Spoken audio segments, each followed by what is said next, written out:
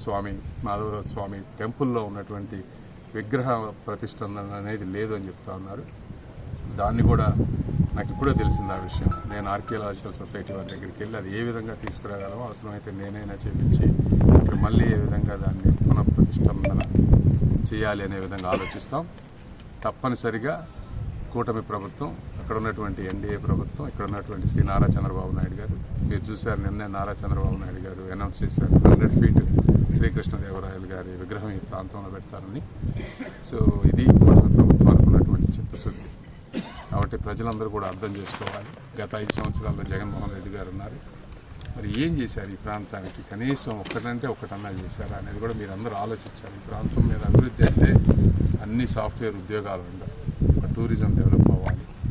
ఇట్లా రకరకాల వచ్చినప్పుడు అన్ని వర్గాల ప్రజలకి ఉపాధి దొరుకుతుంది. ఉపాధి దొరికినప్పుడు సమాజం ముందుకు వెళ్తుంది. రాయలసీమ ప్రజలందరూ అర్థం చేసుకొని ఇది గుర్తుపెట్టుకుంటారని